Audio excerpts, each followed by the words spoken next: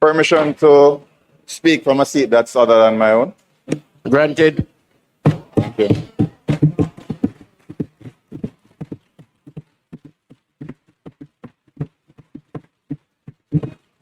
Mr. Speaker, I rise.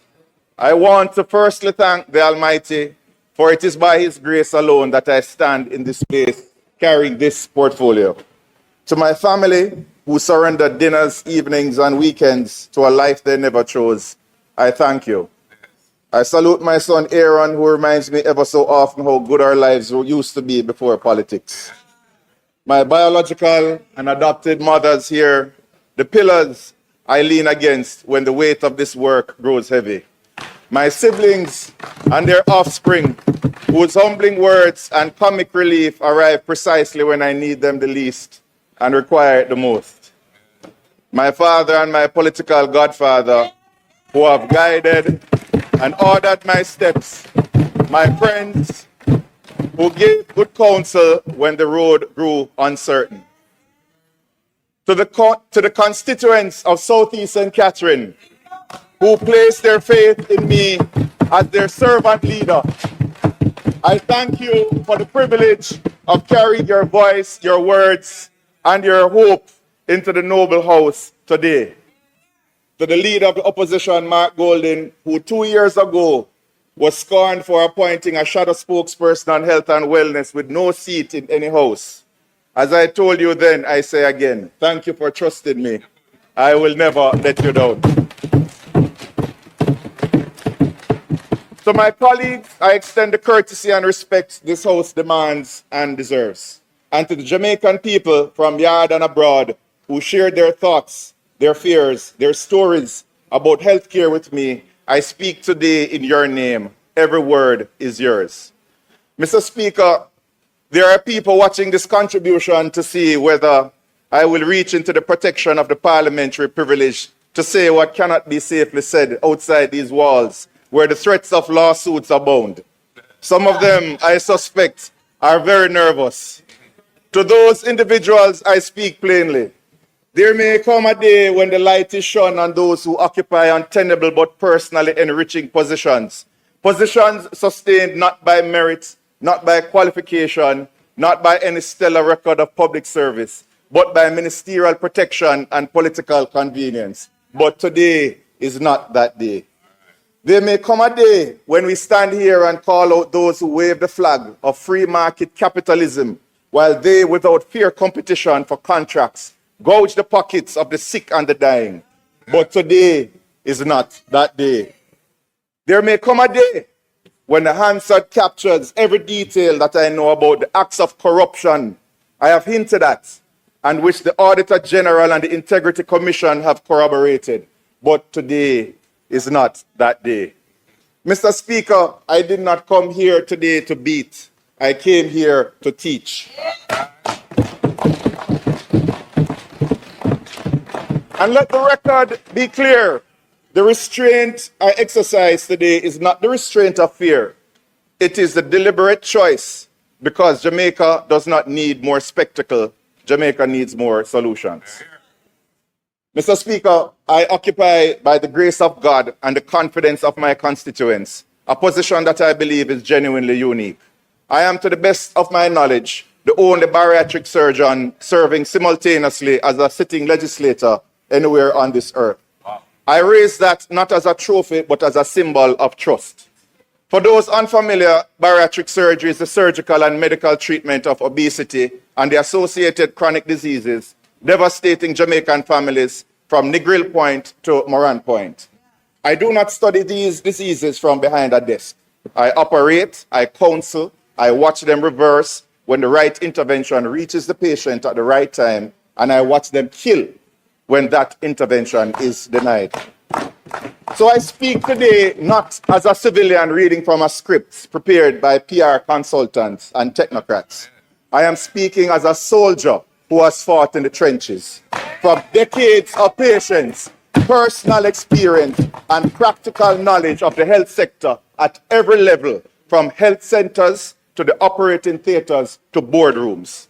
Where others have studied the numbers, I have held the consequences of their poor policy decisions in my hands. Mr. Speaker, I must now acknowledge in his absence the Honorable Minister of Health and Wellness. I have spent considerable time reviewing his sectoral presentations from 2016 to this very year, every one of them. And having done so, I want to say something that may surprise this House. Honorable Minister, I salute you. By the measure of your own tactical objectives, the targets, programs, and deliverables you set before the House, year after year, you have achieved a passing grade. Clinics refurbished, units commissioned, posts created, programs launched, machines procured, documents tabled, task force announced, job fairs held. The minister should have taken a bow if he were here. Knock it gently, knock it.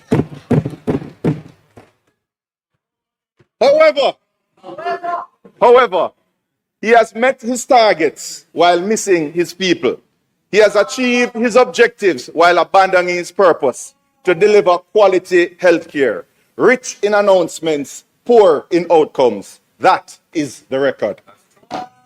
The healthcare system, despite every tactical success over 10 years, remains in shambles. For example, Jamaica hemorrhages healthcare workers while the government applies a band-aid of job fairs and claims that as a tactical success. And that contradiction is why I did not come here to beat. I came here to teach so Jamaicans can spot gaslighting from a distance and work together to defeat it. Winning battles does not win the war. There's no more vivid illustration of this truth than the conflict unfolding between the United States, Israel, and Iran. Every single tactical objective has been achieved. The Iranian Navy neutralized, the Air Force grounded, air defense system dismantled, key installations destroyed, the supreme leader killed, the top leadership annihilated. By every tactical measure, they are winning. And yet, the strategic objective of regime change looks more unattainable today than before the first missile was fired. The people have rallied behind the regime. The Strait of Hormuz is closed. The NATO alliance cries for peace rather than joining the war. The regime endures. Tactical success does not equal strategic success. Winning battles does not win the war, and a government that makes mistakes, made up targets for real outcomes, that replaces strategy with spectacle, is a government that has lost its way, however many press releases it generates. While they celebrated the newly painted clinics that have no doctors or nurses, patients cannot manage their chronic diseases because there remains no access to care. Achieving the tactical success of Jamaica moves over 7 years means nothing to those living the realities of sustained increases in obesity, diabetes, and hypertension that program has failed to address. Briefly paying billions of dollars for outsourced private radiological studies until the money ran out means nothing to the family of the stroke victim who today must find cash upfront to pay a private entity and pray that an ambulance is available for their relative. The promise of a new hospital tower means nothing to the patient sleeping for days in a chair in the emergency room. Today, Mr. Speaker, only one operating theater is functional at the Bustamante Hospital for Children. Only 1 out of 6. What? Again, over 50 surgeries cancelled and counting. Wow. Again. Yet the tactical success of an emotional support dog to comfort the children who may never get their life-saving surgery is paraded as success. Gaslighting. In creating tactical objectives, the input of the staff is consistently ignored. When operating theatre staff ask that their AC units be fixed, that they be given the tools and even the drapes to carry out their jobs properly, they were ignored. But Code Care, where we flew in doctors and nurses to scratch the surface of the surgical backlog, was presented to this House as a tremendous success. That surgical backlog, the strategic objective of curing cancers, treating hernias, fibroids, and restoring sight is still there. Right. And staff still cancel cases because there are no sterile drapes and theaters are closed because of malfunctioning AC units. Know your numbers again. It is not a legitimate screening program. If we were serious about screening, access would exist in every single health center. Access would exist in pharmacies, doctors' offices, and back-to-school fairs, not on road tours to generate content for social media. I wonder how many here in this House even know what an HbA1c is. The single most important number to someone at risk of or who has diabetes. And if you do, where can you get that test done today? Access to screening cannot be through road tours. It must be everywhere. In a country where breast cancer is the second leading cancer in women, out of 25 hospitals and over 300 clinics, how many mammograms are currently functional? If it is 2, it is not. Wow.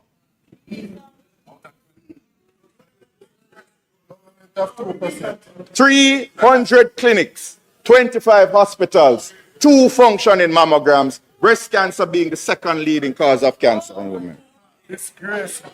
Where colon cancer is the third leading cancer. Why are fit tests and colonoscopies not available for screening for precancerous polyps rather than diagnosing advanced cancers with less likelihood of a cure? We salute the inclusion of prostate cancer screening coverage by the NHF, but where can a 40-year-old without an NHF card get his PSA checked today? The grand opening of the administrative block at Cornwall Regional Hospital was a tactical success. But did it mean anything to the doctors and nurses who went on strike recently to protest the overcrowding in the hospital that forced them to step over patients on the floor to treat other patients? The strategic objective of having diabetics walking on 2 legs can be achieved in 2 ways. We could set up a program to pay for prosthetic legs after amputations, or we could screen diabetic patients with the ankle brachial index and treat them medically, thus reducing amputations by 70%. We can guess which one this government chose. The one with the flair. Mr. Speaker, the strategic objectives we desire are clear. I want proper health care for my constituents, from Bridgeport to Bridgeview, Westmead to Garvermead, Cumberland and Cumberland Meadows to Westchester, Waterford to Passageford, Myrtle Way, Pigeon Shoot, Rattown, Edgewater, Independence City, Portsmouth to Back Road, and medical care with dignity for everyone, wherever they seek treatment across Jamaica. We on both sides of the aisle must accept that healthcare has reached crisis levels and work together to fix our public health system. Because when doctors triage patients in emergency rooms, they are not classified as comrades and laborites. They are classified as sick, well sick and dying. And they all get exposed to the overcrowding, the lack of beds and the long waits. Blood tests do not come back as orange or green. Blood tests come back as Jamaicans who need medical care with quality and dignity. We cannot hug them up at election time and not fight for better health care when we enter this house, leaving them to suffer. I think of my own high school teacher, a woman who gave decades of her life shaping the minds of Jamaica's children, diagnosed with cancer. she waits still for radiation treatment in the public system that they cannot accommodate. Those like her, waiting for cancer treatment that never comes because they cannot find the money to pay for private tests and treatment. They are the statistics we see in the glossy publications, but they are real people with real families losing hope for a cure. So let me define in plain language. What this government should be measuring itself against is not the current tactical objectives, but the universal strategic ones. Strategic success means not a single patient, not one, sleeps in a chair on the floor of a crowded emergency room. Strategic success means the nurse arriving for her shift finds the tools she needs, the co-worker she was promised, and the conditions that allow her to practice compassionately. It means the patient who presents at a clinic can receive the tests and the treatment they need without being told to find money and without being condemned to suffer if they cannot.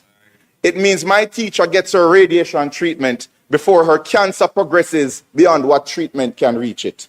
It means the premature baby born in Westmoreland tonight has access to an ICU space and a ventilator, not because her parents are wealthy, but because this country has decided that every life is worth fighting for. This is what strategic success looks like. Not a ribbon cut, not a machine installed in a ceremony, not a document tabled, but a patient who lived because the system was there when they needed it. Mr. Speaker, the World Health Organization defines health as a state of complete physical, mental, and social well-being, and not merely the absence of disease or infirmity. Unfortunately, we have reduced healthcare in Jamaica to treating diseases because we are stuck in a loop where we are unable to properly address the wellness of the mind, body, and spirit. And until we transcend the debate surrounding sickness and focus on making Jamaicans physically, mentally, and spiritually whole, we will continue to live in a broken society. Let us look first towards the physical. The health of our people is determined long before they present to a doctor. Obesity, our greatest challenge today, will not be solved by how Jamaica moves. Obesity will be solved by how Jamaica eats. Our food industry is killing us slowly, profitably, and with the implicit blessing of a government that cannot speak of healthy eating while the Prime Minister cuts ribbons at fast food restaurant openings and calls it prosperity. That contradiction is not merely ironic, Mr. Speaker, it is deadly. The true culprit in Jamaica's non-communicable disease epidemic is glucose, the sustained elevation of blood glucose that produces insulin resistance, the engine that drives obesity, type 2 diabetes, kidney failure, amputations, and early deaths. And despite the war on cane sugar, funded by special interest groups, the single greatest source of that glucose in Jamaica is not the sweetened beverages they want us to solely focus on. It is the rice, the processed foods, the bread, the biscuits, the cereal, and the junk food. The heavy carbohydrate diet that forms the daily reality of hundreds of thousands of Jamaicans, not because they are irresponsible, but because it is the cheapest food available to them. I am for a reduction in the consumption of sweetened beverages, but as long as the conversation is only around cane sugar and beverages, those who make Jamaicans sick with their junk foods will continue to get a free pass. A primarily protein and vegetable, low carbohydrate diet is scientifically the most effective intervention for reversing chronic non-communicable diseases. This is what my patients are taught. This is what they fix when they reverse their chronic non-communicable diseases. This is what the Ministry of Health should be teaching in every clinic and school in this country. Unfortunately, the most popular protein source in Jamaica is chicken back, the lowest protein, highest fat content of all chicken parts, not by choice, by poverty. Import duties of 240% on healthier chicken parts have taxed nutrition out of the reach of those who most need it. Eating healthy in Jamaica is a luxury for those who can least afford to get sick. This is not a health problem, it is a social justice epidemic. We welcome the tobacco regulations, but I am cautious that over-regulation will drive the industry underground, where there's a booming illicit trade in cigarettes that deprives the government of the sin taxes used to fund the NHF. We need stricter regulations on tobacco, yes.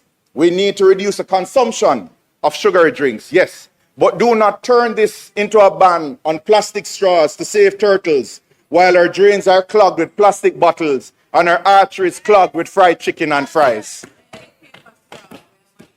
If we do not nourish our bodies or temples with foods that heal and restore, rather than those that degrade and destroy, we will be always fixing the same diseases at great cost to the individual, productivity, and the state. Mr. Speaker, Yates warned, things fall apart if the center cannot hold. That center for every Jamaican standing in the middle of their own life, trying to keep it together, is mental health. The mind, Mr. Speaker, is not an afterthought. It is the engine room of the nation, and it is being left to stall. Mental health demands definitive action, not wellness benches installed for a photo op. Definitive action to stop the suicides taking our young people before they have lived. To help the families struggling with mental health patients who cannot remain admitted to hospital, but whom they cannot care for in their homes. Bellevue Hospital needs diagnostic services, roofs that don't leak, and at the most basic level of human dignity, enough food to feed its patients. Not more announcements of plans afoot while patients and families suffer. And we Jamaicans do not want to see one more headline announcing a murder committed by a man of unsound mind who was failed by community psychiatry. Today, amid the onslaught of man-made and natural disasters, Jamaicans are feeling hopeless, helpless, and neglected by the state and their fellow Jamaicans. We need to make wellness checks, look for the signs of depression, and give a helping hand or even a listening ear. You will never know the weight of the burden you may have lifted or the life you may have saved. And above all, if you're feeling down, hold on to hope, because better must come one day soon. Before I go on to the final dimension of health, let me take a step back from the personal level to the public health system, because we need to fully appreciate why we are in the situation that exists today. Mr. Speaker, it takes cash to care, as my colleagues across the aisle know very well. In 2007, that cash was removed from our public health system by a hastily conceived, poorly implemented, free healthcare initiative. A campaign promise that gutted a revenue stream and left a fiscal wound that was never fully healed.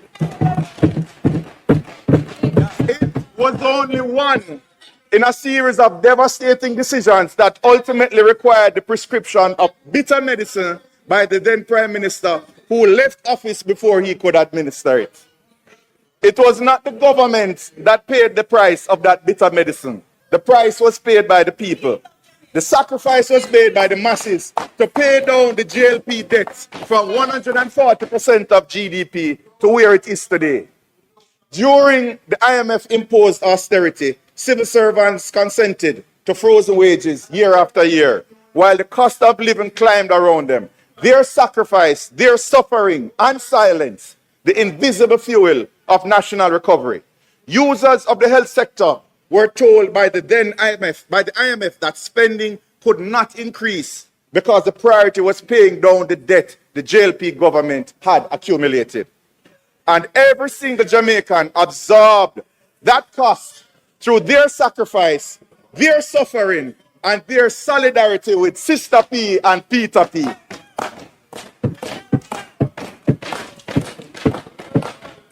As a result of the sacrifice of the people to create the fiscal space for greater social spend, health spending has grown from $60 billion to almost $200 billion. That growth is real, but the very people who sacrificed then are still sacrificing today. Because although the health budget has tripled, the suffering has worsened over the last 10 years. Babies more likely to die even when the budget has tripled. More pregnant mothers dying during childbirth even when the budget was tripled. More diabetes, more hypertension, more strokes, rising faster than the global average even when the budget has been tripled.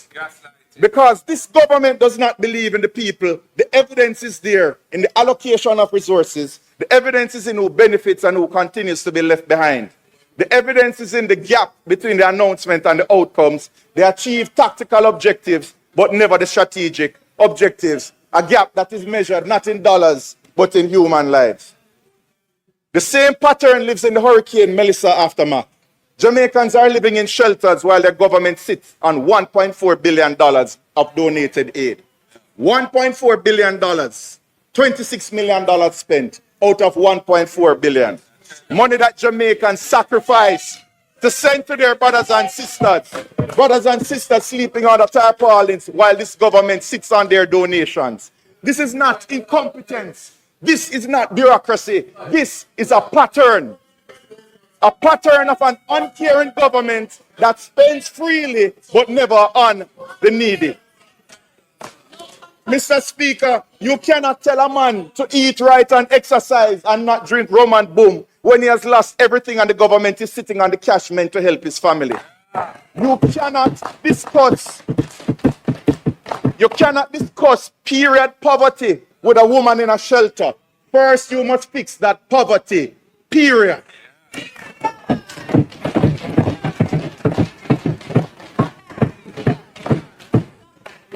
Hurricane Melissa's aftermath is not just a housing crisis. It is a moral failure on the part of the government. Partaking in photo ops with suffering hurricane victims, knowing full well they are sitting on money donated in the name of humanity and refuse to spend it on them. We cannot speak of mental health achievements when half the country is wondering if their lives will ever be the same again and counting down the days to the next hurricane season while sleeping on the tarpaulins. It is unconscionable, and no amount of spin doctoring by the squealers on this animal farm can save you from the conclusions that Jamaicans have already drawn about how you really feel about them. The world is watching how the government is treating those most in need of restoring their lives. And pardon my violation of the standing orders, Mr. Speaker, it not look good. Mr. Speaker, health is not the exclusive domain of the Ministry of Health. When a grandmother cannot afford a taxi fare to keep her clinic appointment, to keep her high blood pressure under control, that too, Mr. Speaker, is a health crisis, and the minister responsible for transport must answer. When a pensioner must choose between her electricity bill and her prescription, that too is a health crisis, and the minister responsible for energy must answer. When a cataract patient joins over 4,500 patients who cannot get sight-saving surgery from the Cubans because their government chose visas over vision, that too is a health crisis, and the Minister of Foreign Affairs must answer. And when the mother who falls into the gap, not poor enough for path, but can't afford to send her child to school, and the child is malnourished and unable to learn, that too is a health crisis, and the Minister of Labour and Social Security must answer. When a family cannot afford vegetables and subsist on chicken back and rice and peas, that too is a health crisis, and the Minister of Agriculture must answer. And when the rats and roaches run amok in uncollected garbage piling up in our communities, that too is a health crisis, and the Minister of Local Government must answer. And when the most vulnerable users of our public health hospitals must beg on social media to find money for their treatment, when only the connected few enjoy the promised prosperity, that too is a health crisis, and the Minister of Finance must answer. We do not have a healthcare system that caters to the masses. We do not have a government that caters to the masses. No fiscal, agricultural, or even donation policies address the socioeconomic determinants of health. And all of it together, every gap, every failure, every unanswered cry is a national health crisis. One that this government must admit to and stop covering up with promises and prophecies.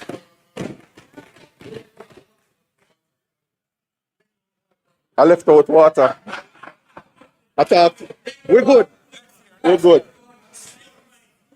Mr. Speaker, on Sunday, I saw a woman gunned down in cold blood by one who had sworn to serve and protect her. Then her body was pulled from the car by the feet like a carcass and thrown in the back of a van. Whereas due process must be allowed and justice must take its course, we all know what we saw. What we saw was one woman losing her life and several men losing their humanity. Humanity is a quality of compassion, empathy, and moral care that we extend to one another. It is putting the needs of others before ourselves, understanding that true happiness is not found in accumulation, but in contribution. True fulfillment is not the product of receiving, but of giving. That we may live on an island, but no man is an island. But I fear that we are losing our humanity because we have ignored the existence of our spiritual health, the final component of health. We have become polarized by party politics so much that some would defend the exploitation and abuse of others because our core desire to be a part of the party collective is greater than our God-instilled desire to defend the vulnerable. We have rationalized our partiality by reducing human lives to lesser beings based on their address, the shade of their skin, and the size of their bank accounts. And in doing so, we are destroying our own spiritual health. Too many Jamaicans are physically fit, mentally stable, but spiritually dead inside because they chose selfishness over service, prosperity over philanthropy, and politics over the people.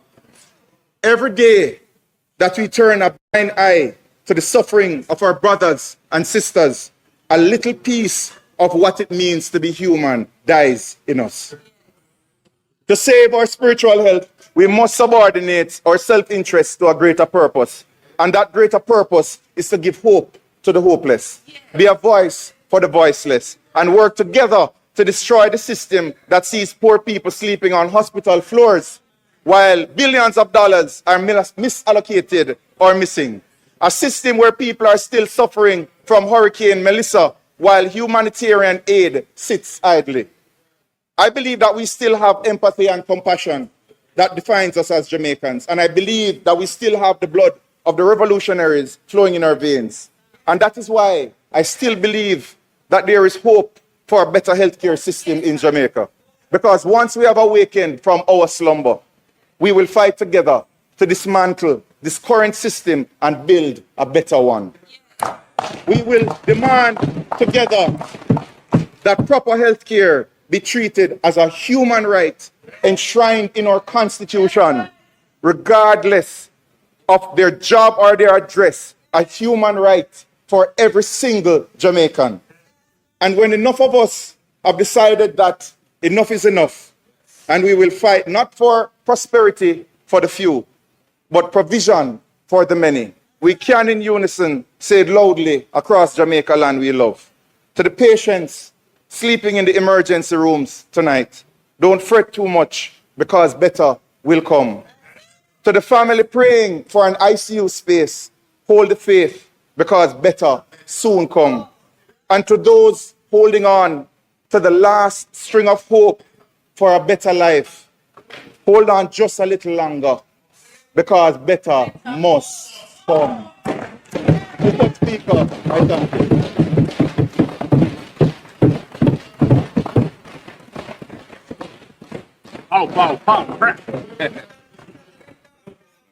House Leader.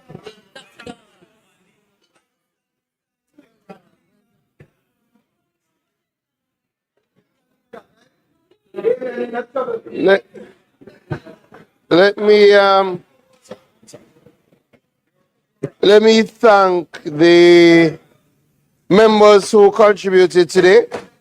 The member from Northern Clarendon gave a substantial presentation.